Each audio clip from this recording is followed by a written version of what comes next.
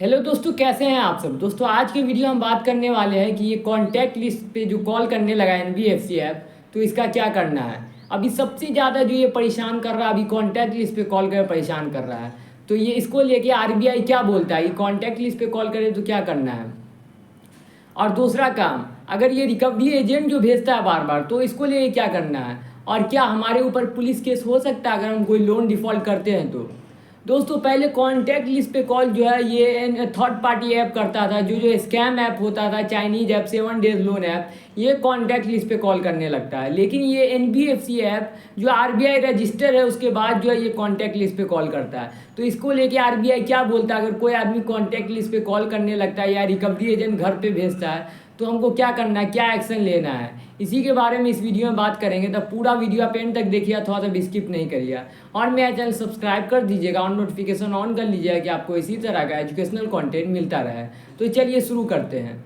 तो दोस्तों अगर आपके कॉन्टैक्ट लिस्ट पे कोई भी एनबीएफसी ऐप कॉल कर रहा है, कोई भी एनबीएफसी ऐप हो जो आरबीआई रजिस्टर है वो आपको कॉल कर रहा है कॉन्टैक्ट लिस्ट पे, तो सबसे पहला काम क्या करना है, आपके साइबर क्राइम की इस वेबसाइट पे कंप्लेन करना है। देखिए साइबर क्राइम का ये वेबसाइट है, इस पे जाके आप तुरंत कंप्लेन करिए। और दूसरा काम क्या करिए, आप आरबीआई को भी जाए कंप्लेन करिए, ये आरबीआई का वेबसाइट, इस पे भी जाए कंप्लेन करिए। और सबसे पहले तो आप कॉल लगाए, देखिए आरबीआई का ये हेल्पलाइन नंबर है 14440। आरबीआई का हेल्पलाइन नंबर है, लिख लीजिए 14440। और साइबर क्राइम का हेल्पलाइन नंबर है 1930। ये दोनों हेल्पलाइन नंबर लिख लीजिए, दोनों पे कॉल करके देखिए। अगर नहीं उठाते हैं, नहीं कुछ रिसीव करते हैं, तो फिर जाके इसके ईमेल आईडी पे जाके आप कंप्लेन करिए कि आपको बार बार कॉन्टैक्ट लिस्ट पे कॉल किया जा रहा है, आपको बार बार तंग किया जा रहा है। और उससे भी बात ना बने तो आप क्या करिए, अपने व्हाट्सएप पे एक स्टेटस लगा लीजिए कि एक थर्ड पार्टी ऐप हमको डाउनलोड हो गया था, एक स्कैम ऐप, एक चाइनीज ऐप गलती से डाउनलोड हो गया है, तो इसी वजह से मेरे कॉन्टैक्ट लिस्ट पे कॉल किया जा रहा है। तो वो गलत ऐप गलती से डाउनलोड हो गया है, गलत लिंक पे कोई बच्चा घर में जो है ना क्लिक कर दिया था, इसीलिए गलत ऐप डाउनलोड हो गया है, इसी वजह से वो कॉन्टैक्ट लिस्ट पे कॉल कर रहा है। ऐसे अपने फैमिली वाले को आप बता दीजिए और व्हाट्सअप पे स्टेटस लगा लीजिए कि third party app, Chinese app के बारे में सबको पता है कि वो जो है ना कॉन्टैक्ट लिस्ट पे कॉल करता है और क्या है बहुत ज़्यादा परेशान करता है। तो आप ऐसा अपने फैमिली मेम्बर को बता दीजिए कि ये जो है ना एनबीएफसी ऐप से लोन नहीं लिए हुए हैं, हम गलती से मेरा बच्चा जो है ना वह गलत ऐप पे क्लिक कर दिया था और वो थर्ड पार्टी ऐप जो है ना मेरे मोबाइल को हैक कर लिया पूरी तरीक़ा से, और वो जो है ना आप मेरे कॉल कर रहा है। आप ऐसा बता दीजिए। आप तो सबसे पहले क्या करिए, साइबर क्राइम में कंप्लेन करिए, आरबीआई को कंप्लेन करिए, और फिर जाके ट्विटर पे जाके उस ऐप को बार बार टैग करिए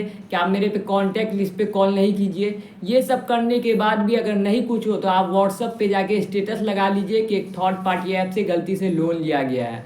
बस इतना बस आप लिख दीजिए, तो जो है ना आपका ज़्यादा से ज़्यादा प्रॉब्लम सॉल्व होगा। और दूसरा काम क्या करना, अगर आपके घर रिकवरी एजेंट भेजा जा रहा है तो क्या करना है। तो दोस्तों अगर आपके घर रिकवरी एजेंट भेजा जा रहा है तो डायरेक्ट उससे मांगिए ऑथराइजेशन लेटर और आईडी कार्ड। और अगर उसके पास ये दोनों चीज़ नहीं रहता है तो उसका वीडियो बना लीजिए और पास के पुलिस थाना में जाके आप कंप्लेन कर दीजिए। आरबीआई यही बात बोलता है, सेम टू सेम यही बात बोलता है कि अगर आपको जाके घर पे जाके परेशान करता है और वो लीगली नहीं जाता, उसको ज़्यादा प्रॉब्लम है तो वो लीगली जाए। अगर वो कोई भी गलत चीज़ कर रहा है, आपके घर डायरेक्ट पहुंच जा रहा है बिना आपसे परमिशन लिए, और आप उससे ऑथराइजेशन लेटर आईडी कार्ड मांगते हैं, अगर उसके पास नहीं रहता है तो सबसे पहले बोलिए कि आप अपना ऑथराइजेशन लेटर दिखाइए, आईडी कार्ड दिखाइए। अगर उसके पास नहीं रहता डायरेक्ट उसका वीडियो बना लीजिए और पास के पुलिस थाना में जाके कंप्लेन कर दीजिए। यही बात बोलता है आरबीआई कि अगर आपको कोई बहुत ज़्यादा हैरेस कर रहा है, रिकवरी एजेंट रोज़ रोज़ आके आपके घर पे या दुकान पे बैठ जाता है और आपको परेशान कर रहा है, तो आप ऐसा कर सकते हैं, आपके पास अधिकार है। और रहा पुलिस केस का, तो दोस्तों लोन में जो है ना कोई भी पुलिस केस नहीं होता है। पुलिस का काम होता है लॉ एंड ऑर्डर मेंटेन करने का। पुलिस जो है क्या आते हैं, ये सब लोन उनके लिए जो है घर पे नहीं आता है, किसी को भी ये उठा नहीं सकता है घर से, अगर कोई भी आदमी लोन डिफ़ॉल्ट कर रहा है तो। पुलिस अगर मान लीजिए कोई आदमी पे अगर कोई लोन डिफ़ॉल्ट करने का केस होता भी है तो वो लगेगा ईसीएस बाउंस का या सेक्शन 138 जो लगता है चेक बाउंस का, यही दोनों चीज़ का। अगर आप चेक दिए होंगे तो चेक बाउंस का, या अगर आपका ईसीएस ऑन होगा, ऑटो डेबिट जिसको बोलते हैं वो ऑन होगा, तो ईसीएस बाउंस का केस लग सकता है। अगर आप ये दोनों चीज़ नहीं किए होंगे ऑन, ना ईसीएस ना चेक, तो आप पे कोई भी चीज़ का केस नहीं होगा, बस आपका सिविल स्कोर डाउन होगा।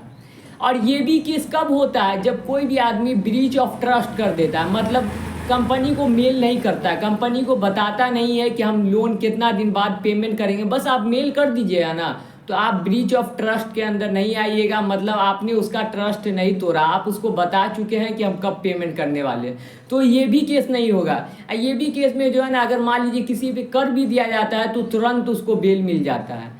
और ये भी केस आप पे नहीं होगा अगर आप कंपनी को मेल कर देते हैं, बता देते हैं कि हम इतना दिन बाद 5 महीना या 6 महीना बाद आपका पेमेंट कर देंगे, तो ये भी ब्रीच ऑफ ट्रस्ट के अंदर नहीं आता और ये कोई भी फ्रॉड नहीं है। अगर आप कंपनी को मेल कर चुके, सब कुछ बता चुके हैं कि इतना दिन बाद मैं आपकी कंपनी के लोन का पेमेंट कर दूंगा, तो ये भी ब्रीच ऑफ ट्रस्ट के अंदर नहीं आता। ये कोई भी फ्रॉड नहीं है आप पे, तब तो कोई भी केस नहीं होगा। तो बस आपको क्या करना है, कंपनी को एक मेल कर देना, बता देना, आप पे कोई भी पुलिस केस या नहीं तो कोर्ट केस नहीं होगा। अगर आप कंपनी को बताए हुए सब कुछ, उसके बाद अगर आप क्या कहते हैं लोन का रीपेमेंट कर रहे हैं 5-6 महीना, अगर डिफ़ॉल्ट भी हो गया कोई दिक्कत नहीं है।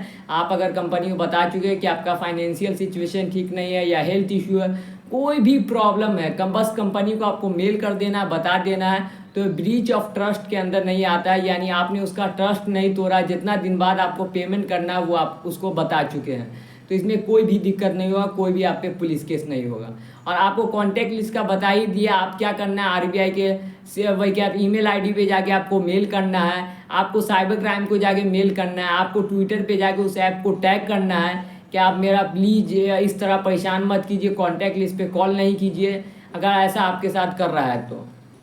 आपको हम बता ही चुके हैं। और क्या था, अगर उससे भी काम नहीं होता, अगर आरबीआई उसका जवाब नहीं देता है, तो आप व्हाट्सएप पे एक स्टेटस लगा लीजिए, अपने फैमिली वाले को बोल दीजिए कि थर्ड पार्टी ऐप गलती से डाउनलोड हो गया और मेरा मोबाइल पूरी तरह से हैक हो गया है, जो कुछ दिन में ठीक हो जाएगा। बस आप इतना बोल दीजिए, अपने फैमिली वाले को बोल दीजिए कोई भी कॉल नहीं उठाने के लिए। अगर आपको कोई भी कॉल आता है तो आप कॉल नहीं उठाइए, मेरा मोबाइल पूरी तरीक़े से हैक हो गया, बस इतना बता दीजिए अपने फैमिली वाले को, बाकी कोई भी दिक्कत नहीं होगा।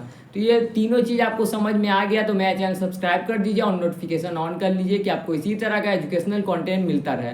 और कोई भी लोन से रिलेटेड प्रॉब्लम है तो आप मेरे कमेंट सेक्शन में पूछ सकते हैं। तो बाय दोस्तों।